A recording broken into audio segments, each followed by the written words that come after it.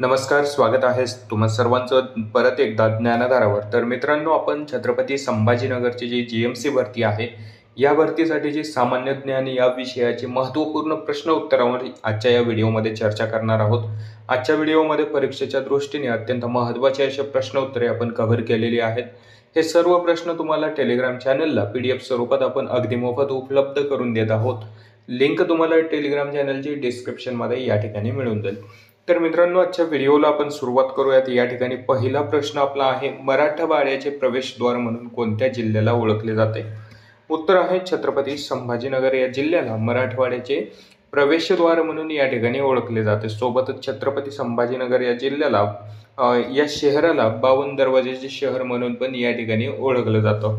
तर बघा, महत्त्वाचे प्रश्न आपण या व्हिडिओमध्ये कव्हर केलेले आहेत. तुम्ही जर नवीन असाल चॅनलवर तर सबस्क्राईब करून घ्या, जेणेकरून भरतीविषयी येणारी छोटी छोटी अपडेट या ठिकाणी तुम्हाला चॅनलच्या माध्यमातून मिळत राहील.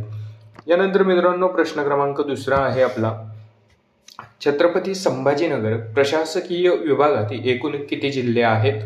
योग्य उत्तर आहे, छत्रपती संभाजीनगर प्रशासकीय विभागामध्ये एकूण 8 जिल्हे असलेलं आपल्याला पाहायला मिळतं. जर जिल्हे कोणते कोणते आहेत हे जर आपण या ठिकाणी पाहिलं तर संभाजीनगर, त्यानंतर जालना, बीड, धाराशिव, लातूर, नांदेड, परभणी आणि हिंगोली या जिल्ह्यांचा याच्यामध्ये समावेश होत असलेला आपल्याला पाहायला मिळतं. यालाच आपण मराठवाडा म्हणून पण या ठिकाणी ओळखतो. तर बघा, हे महत्त्वाचे प्रश्न आहेत. जिल्हा विशेष माहिती असणं तुम्हाला आवश्यक आहे. जिल्ह्याबद्दलची एक महत्त्वाची माहिती आपण ह्या व्हिडिओच्या माध्यमातून तुमच्यापर्यंत पोहोचवत आहोत. यानंतर प्रश्न पुढचा आहे आपला, संभाजीनगर जिल्ह्यात एकूण किती तालुके आहेत? तर बघा मित्रांनो, छत्रपती संभाजीनगर जिल्ह्यामध्ये एकूण तालुके किती आहेत हे विचारण्यात आलेलं आहे आपल्याला. तर एकूण 10 तालुके असलेलं आपल्याला पाहायला मिळतं. तर मग ते कोणते कोणते तालुके आहेत? तर छत्रपती संभाजीनगर शहर असेल, छत्रपती संभाजीनगर ग्रामीण असेल, कन्नड, खुलताबाद, गंगापूर, पैठण, फुलंब्री, याच्यानंतर वैजापूर, सिल्लोड आणि सोयगाव असे एकूण 10 तालुके असलेलं आपल्याला छत्रपती संभाजीनगरमध्ये असलेलं पाहायला मिळतं. यानंतर प्रश्न क्रमांक 4 बघणार आहोत आपण, बीबी का मकबरा ही वास्तू कोणी बांधली? योग्य उत्तर आहे, अहमद शहा याने बीबी का मकबरा ही वास्तू बांधलेली आपल्याला पाहायला मिळतं. मग याच्याविषयी थोडक्यात माहिती आपण पाहूयात. बीबी का मकबरा छत्रपती संभाजीनगर येथे आहे. हे मुघल बादशाह औरंगजेब यांचा मुलगा आझम शहा यांनी त्यांच्या आई राबिया उल दुरानी यांच्या स्मरणार्थ बांधलेला या ठिकाणी आपल्याला पाहायला मिळतो. तर बघा मित्रांनो, हाच बीबी का मकबरा ताजमहलच्या धर्तीवर बांधलेला या ठिकाणी पाहायला मिळतो. तर योग्य उत्तर आपलं असणार आहे प्रश्न क्रमांक 4चं, अहमद शहा याने बीबी का मकबरा ही वास्तू बांधलेली आपल्याला या ठिकाणी पाहायला मिळते. यानंतर मित्रांनो, अधिकची माहिती जर आपल्याला पाहायची असली तर बघा, बीबी का मकबरा ज्याला मिनी ताज म्हणूनही या ठिकाणी ओळखलं जातं, जसं की आपण सांगितलं, संभाजीनगरमधील एक ऐतिहासिक आणि महत्त्वाचे स्थळ आहे. हे 1660 ते 1661 मध्ये बांधलं गेलेलं आहे. कधी बांधलं गेलेलं आहे याच्यावर जरी प्रश्न आला तरी तुम्ही याचं उत्तर या ठिकाणी देऊ शकता. यानंतर पुढचा मुद्दा आहे, या मकबऱ्याची वास्तुकला ताजमहलासारखीच आहे, त्यामुळे याला मिनी ताज असंही म्हणलं जातं. मुद्दा क्रमांक पुढचा आहे, हा मकबरा औरंगजेबाच्या पत्नीसाठी बांधला गेला होता. मुद्दा क्रमांक पुढचा आहे, छत्रपती संभाजीनगर शहराच्या पूर्वेकडील बाजूस हा जो काही वास्तू आहे ही असलेली आपल्याला या ठिकाणी पाहायला मिळतं आणि मुघल साम्राज्यातील एक महत्त्वाचं स्मारक म्हणून याच्याकडे पाहिलं जातं. प्रश्न क्रमांक 5 आहे आपला, पैठण हे शहर कोणत्या नदीकाठावर आहे? योग्य उत्तर आहे, गोदावरी या नदीकाठी शहर वसलेलं आहे. पैठण हे शहर वसलेलं आपल्याला या ठिकाणी पाहायला मिळतं. तर पैठणबद्दलची महत्त्वाची माहिती जर आपण यामध्ये पाहिली तर सातवाहन काळाची राजधानी म्हणून याच्याकडे पाहिलं जातं. प्रतिष्ठान म्हणून त्यावेळी इथून देश विदेशामध्ये व्यापार चालत असे. सातवाहनकालीन स्तंभ अजूनही या ठिकाणी असलेलं आपल्याला पाहायला मिळतं. यानंतर मुद्दा दुसरा आहे, संत एकनाथ महाराजांची समाधी या ठिकाणी असलेली आपल्याला पाहायला मिळते. आणि मुद्दा क्रमांक 3 आहे, महाराष्ट्रातील दुसऱ्या क्रमांकाचं सर्वात मोठे असलेले गोदावरी नदीवरील जायकवाडी धरण नाथसागर जलाशय ज्याला आपण म्हणतो, याच्या भिंतीची लांबी साधारण 11 किलोमीटर असलेलं आपल्याला या ठिकाणी पाहायला मिळतं आणि हे याच ठिकाणी पैठण तालुक्यातच असलेलं आपल्याला पाहायला मिळतं. याच्यानंतर बघा मित्रांनो, मुद्दा क्रमांक पुढचा आहे, धरणाजवळ रंगबेरंगी कारंजे असलेले संत ज्ञानेश्वर उद्यान या ठिकाणी असलेलं पाहायला मिळतं, जे की हल्ली बंद आहे पाहण्यासाठी. यानंतर मुद्दा पाचवा आहे, पैठणपासून जवळ 12 किलोमीटरवर संत ज्ञानेश्वरांचे जन्मगाव आपेगाव हे असलेलं आपल्याला पाहायला मिळतं. पुढे जर पाहिलं आपण तर अस्थि विसर्जन दशक्रियाविधी करण्यासाठी नदीकाठी प्रशस्त घाट, बांधकामासाठी उत्तम दर्जाचे वाळू, हे एक नॉर्मल महत्त्वाच्या मुद्द्यांमध्ये आपण घेतलेलं आहे. कुठल्या कुठल्या गोष्टी तुम्हाला या ठिकाणी पाहायला मिळतात, तर हे जिल्हा विशेष माहितीमुळे आपण हे कव्हर केलेलं आहे याच्यामध्ये. यानंतर मित्रांनो, प्रश्न क्रमांक 6 आहे आपला, देवगिरी किल्ल्याचे नाव काय आहे? तर दौलताबाद किल्ला म्हणून याच्याकडे पाहिलं जातं, ओळखलं जातं. प्रश्न क्रमांक 7 आहे आपला, अजिंठा लेण्यांचा शोध कोणत्या इंग्रज अधिकाऱ्याने लावला?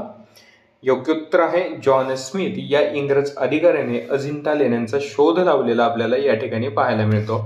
तर मग कधी लावला, इसवी सन त्याची तारीख असेल तर याच्याबद्दल प्रश्न तुम्हाला विचारला जाऊ शकतो, तर ते तुम्हाला पाहून जायचे इसवी सन कधी अजिंठा लेण्यांचा शोध या ठिकाणी लावलेला आहे. याच्यानंतर मित्रांनो, प्रश्न क्रमांक पुढचा आहे आपला, वेरूळच्या लेणी कोणत्या तालुक्यात येतात? योग्य उत्तर आहे खुलताबाद या तालुक्यामध्ये वेरूळच्या लेणी येत असलेलं आपल्याला पाहायला मिळतं. व्हिडिओला स्टॉप करून ही जी काही महत्त्वाची माहिती आहे याचा स्क्रीनशॉट तुम्हाला या ठिकाणी काढून घ्यायचा आहे. बघा, वेरूळची लेणी ही छत्रपती संभाजीनगर शहरापासून एकूण 30 किलोमीटर अंतरावर येते. अंतरावरील वेरूळ गावातील जगप्रसिद्ध लेणी आहे. ही लेणी सातमाळ पर्वतरांगेत डोंगर कड्यामध्ये साधारणतः 5व्या ते 10व्या शतकाच्या कालखंडामध्ये कोरलेल्या एकूण 34 लेण्या आहेत. तर एकूण किती लेण्या आहेत? या टोटल एकूण 34 लेण्या असलेलं आपल्याला पाहायला मिळतं. मग याच्यामध्ये जर बौद्ध लेण्या पाहिल्या तर एकूण 12 आहेत, हिंदू लेण्या पाहिल्या तर एकूण 17 हिंदू लेण्या असलेलं पाहायला मिळतं, 5 जैन लेण्या असलेलं या ठिकाणी आपल्याला पाहायला मिळतं. तर लेणी क्रमांक पण दिलेला आहे, जैन लेण्या कुठून कुठंपर्यंत आहेत, हिंदू लेण्या कुठून कुठंपर्यंत आहेत आणि बौद्ध लेण्या कुठून कुठंपर्यंत आहेत हे पण या ठिकाणी देण्यात आलेलं आहे. याच्यानंतर पुढचं महत्त्वाचं आपण या ठिकाणी पाहिलं तर युनेस्कोने इसवी सन 1883 मध्ये वेरूळ लेणीचा समावेश जागतिक वारसा स्थळाच्या यादीमध्ये केलेला आपल्याला या ठिकाणी पाहायला मिळतो. मग एखाद्या वेळेस प्रश्न तुम्हाला विचारला जाऊ शकतो की वेरूळच्या जे लेण्या आहेत यांचा समावेश कधी युनेस्कोच्या यादीमध्ये याचा समावेश करण्यात आला होता? तर 1983 साली करण्यात आलेला या ठिकाणी आपल्याला पाहायला मिळतो. युनेस्कोच्या यादीमध्ये समावेश झाला होता. याच्यानंतर कैलास मंदिर या जगातील त्याच्या स्थापत्यशास्त्रानुसार अद्भुत आहे. हे राष्ट्रकूट राजवंशी नरेश कृष्णा प्रथम 757 ते 783 मध्ये बांधण्यात आलेलं या ठिकाणी पाहायला मिळतं. एक ऐतिहासिक शहर असलेलं आपल्याला पाहायला मिळतं. वेगवेगळ्या वास्तू या शहरामध्ये असलेल्या पाहायला मिळतात आणि छत्रपती संभाजीनगरची जी पण काही GMC भरती होणार आहे तर तुमच्यासाठी महत्त्वाचं आहे की तुम्ही शहराविषयीची माहिती घ्या. त्या जिल्ह्यामध्ये कुठल्या कुठल्या ऐतिहासिक गोष्टी आहेत, जिल्हा विशेष काय आहे हे तुम्हाला बघणं आवश्यक आहे. कारण छत्रपती संभाजीनगर असा जिल्हा आहे की त्याला ऐतिहासिक वास्तू खूप साऱ्या लाभलेला आहे. खूप मोठा इतिहास या शहराचा आहे. त्या इतिहासावर आधारित प्रश्न तुम्हाला GS साठी नक्कीच विचारले जातील. व्हिडिओच्या माध्यमातून आपण ते कव्हर करणारच आहोत. पुढे आपण आणखीन प्रश्न यामध्ये घेणारच आहोत. तर बघा मित्रांनो, प्रश्न क्रमांक 9 आहे आपला, छत्रपती संभाजीनगर शहराची स्थापना कोणी केली? योग्य उत्तर आहे मलिक अंबर याने छत्रपती संभाजीनगर या शहराची स्थापना केलेली आहे. मग कधी केलेली आहे? तर 1610 मध्ये निजामाचा सरदार होता हा मलिक अंबर जो आहे, याने छत्रपती संभाजीनगर हे शहर वसवलेलं आपल्याला पाहायला मिळतं. मग ज्यावेळेस हे शहर या व्यक्तीने वसवलं तर यावेळेस या शहराचं, छत्रपती संभाजीनगर या शहराचं नाव होतं फतेहपूर.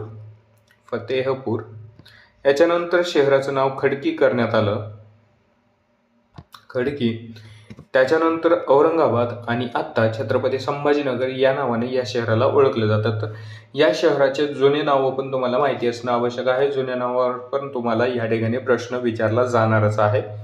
त्याच्यानंतर प्रश्न क्रमांक 10 आहे, जायकवाडी हे नाव कोणत्या गावावरून पडले आहे? तर जैकुची वाडी या गावावरून जायकवाडी हे नाव पडलेलं आपल्याला या ठिकाणी पाहायला मिळतं. त्याच्यानंतर बघा जायकवाडी धरणाविषयीची आपण महत्त्वाची माहिती या ठिकाणी कव्हर केलेली आहे. महाराष्ट्रातील सर्वात मोठा बहुउद्देशीय प्रकल्प असलेला आपल्याला पाहायला मिळतं. तर हा प्रकल्प छत्रपती संभाजीनगरमध्येच असलेलं या ठिकाणी पाहायला मिळतं. तर मराठवाड्यातील प्रमुख धरण म्हणून याच्याकडे पाहिलं जातं. जवळपास 2.40 हेक्टर क्षेत्र जे आहे या धरणामुळे ओलिताखाली आलेलं आपल्याला पाहायला मिळतं. म्हणजे एवढं मोठं एक बहुउद्देशीय प्रकल्प असलेलं पाहायला मिळतं. जलविद्युत प्रकल्प तसेच शेतीच्या कामासाठी उपयुक्त असं धरण म्हणून याच्याकडं पाहिलं जातं. त्याच्यानंतर बघा आशिया खंडातील सर्वात मोठं मातीचं धरण अशी ख्याती असलेलं जायकवाडी धरण असलेलं या ठिकाणी पाहायला मिळतं. 60 किलोमीटरची लांबी, 10 किलोमीटरची रुंदी इतका मोठा पसारा असलेलं हे धरण आपल्याला या ठिकाणी पाहायला मिळतं. मग धरणाविषयीची बहुतेक आपण सारीच माहिती या व्हिडिओच्या माध्यमातून कव्हर केलेली आहे. त्याच्यावर कुठल्याही पद्धतीचा जर प्रश्न आला तर तुम्हाला त्याचं उत्तर देता आलं पाहिजे. धरणाची तब्बल 102 TMC पाणीसाठ्याची क्षमता आहे. पाणीसाठ्याची क्षमता किती आहे हे विचारलं तर 102 TMC एवढी असलेली या ठिकाणी पाहायला मिळते.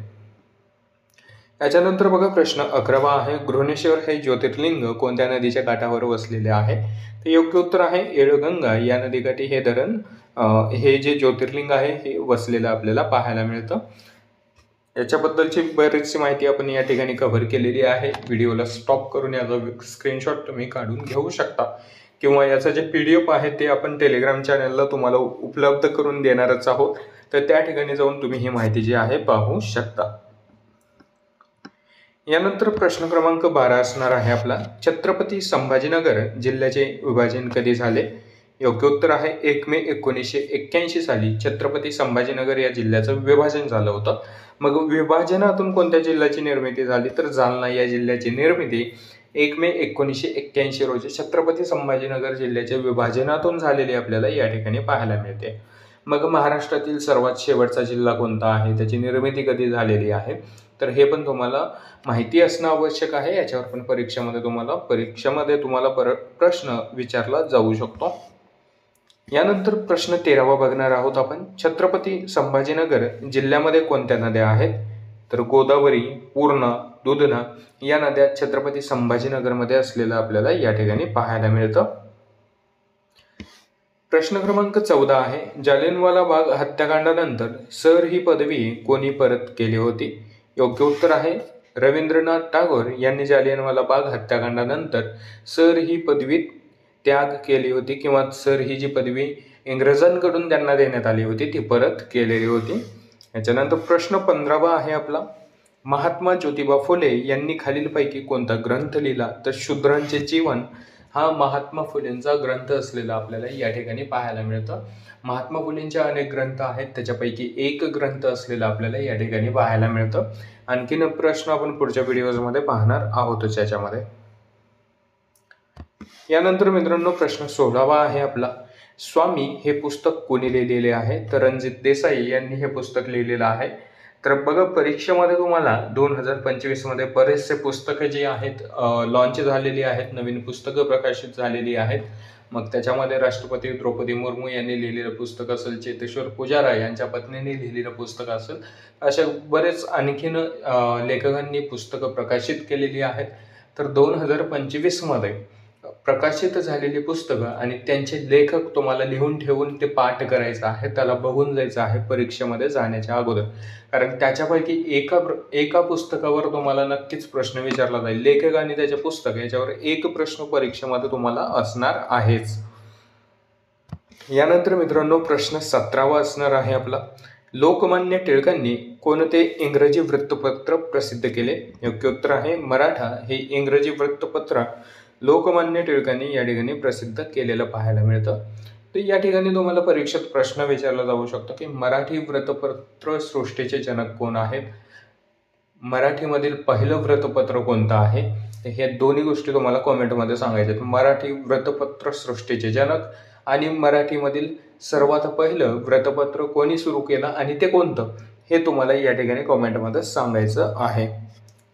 प्रश्न 18वा आहे आपला, हॉकी या खेळाची सुरुवात कोणत्या देशात झाली? योग्य उत्तर आहे इजिप्त या देशामध्ये हॉकी या खेळाची सुरुवात झालेली आपल्याला या ठिकाणी पाहायला मिळतं. त्याच्यानंतर क्रिकेट या खेळाची सुरुवात कोणत्या देशामध्ये झाली? तर इंग्लंड या देशामध्ये झालेली पाहायला मिळतं. मग तुम्हाला आणखीन देश असतील आणि त्या देशासंबंधी राष्ट्रीय खेळ असतील तर हे पण परीक्षेला जाण्याच्या अगोदर बघून जायचं आहे. यानंतर प्रश्न आपला 19वा असणार आहे. आझाद हिंद सेनेची स्थापना कोणी केली? तर रासबिहारी बोस यांनी आझाद हिंद सेनेची स्थापना केलेलं आपल्याला पाहायला मिळतं. प्रश्न 20वा असणार आहे. चले जाओ आंदोलनाचे नेतृत्व कोणी केले? तर महात्मा गांधी यांनी चले जाओ आंदोलनाचं या ठिकाणी नेतृत्व केलेलं आपल्याला पाहायला मिळतं. तर मग बघा, या चळवळीला सुरुवात कधी झाली तर तारीख काय होती? तर 8 ऑगस्ट तारीख तुम्हाला परीक्षेमध्ये विचारली जाऊ शकते मित्रांनो. 1942 साली 8 ऑगस्ट 1942 साली चले जाओ या चळवळीला सुरुवात झालेली आपल्याला पाहायला मिळतं. कोणाच्या नेतृत्वाखाली? तर महात्मा गांधीजी यांच्या नेतृत्वाखाली याला सुरुवात झाली.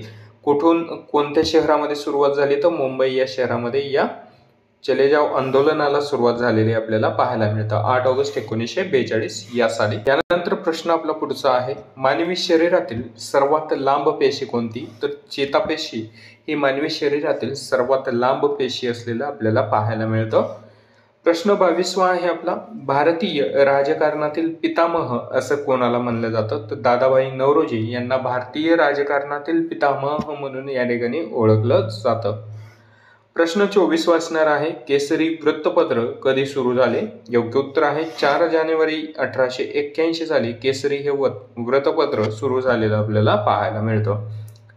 प्रश्न क्रमांक 25 आहे आपला. भारतीय जागतिक वारसा स्थळांमध्ये पश्चिम घाटाचा समावेश कधी झाला? तर 2012 साली जागतिक भारतीय वारसा स्थळांमध्ये या ठिकाणी पश्चिम घाटाचा समावेश झालेला आपण पाहू शकतो. बघा, जागतिक वारसा स्थळाच्या यादीमध्ये कालच अपडेट आलेली आहे. आज आपण व्हिडिओज बनवत आहोत. कालच अपडेट आलेली आहे. महाराष्ट्रातील छत्रपती शिवाजी महाराजांच्या अनेक किल्ल्यांचा जवळपास 12 किल्ल्यांचा या ठिकाणी जागतिक वारसा स्थळांमध्ये समावेश करण्यात आलेला आहे. तर हे तुम्हाला बघून जायचं आहे कोणत्या कोणत्या स्थळांचा यावर्षी समावेश करण्यात आलेला आहे. याच्यावर प्रश्न तुम्हाला घेतला जाईल. चालू घडामोडीच्या व्हिडिओमध्ये आपण याच्यावरची माहिती कव्हर करूयात. आपण मागील 3 महिन्याच्या चालू घडामोडी कव्हर करणार आहोत, कारण परीक्षेमध्ये कमीत कमी मागील 3 महिन्याच्या चालू घडामोडीवर प्रश्न तुम्हाला या ठिकाणी विचारले जातात.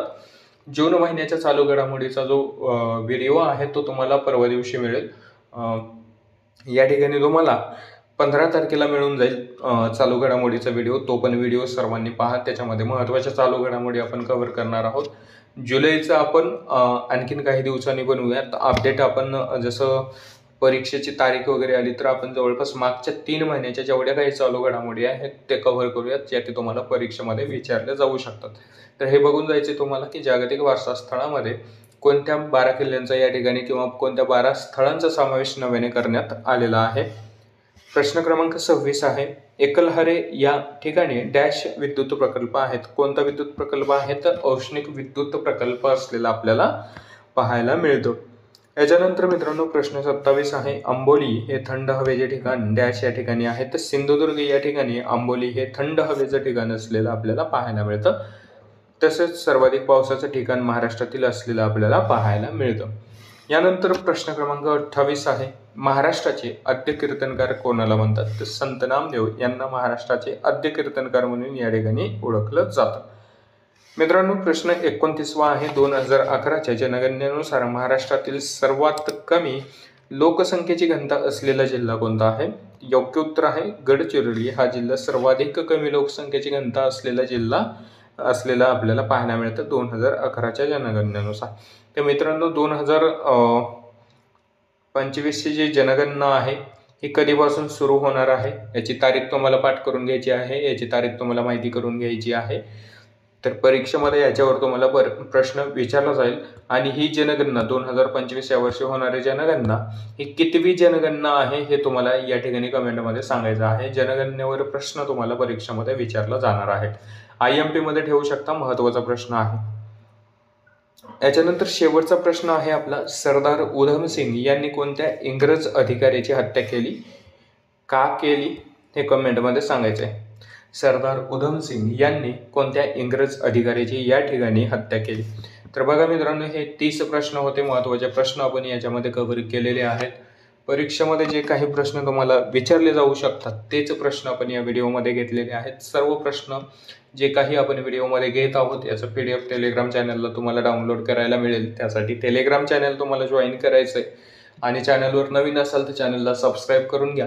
कारण आपण GMC वरती छत्रपती संभाजीनगरची या ठिकाणी सिरीज चालू करत आहोत, चालू केलेली आहे. याच्यामध्ये परीक्षेच्या दृष्टीने येणारे महत्त्वाचे प्रश्न आपण कव्हर करतच आहोत. भेटूयात मित्रांनो पुढच्या व्हिडिओमध्ये. तोपर्यंत सर्वांना धन्यवाद. जय हिंद, जय महाराष्ट्र.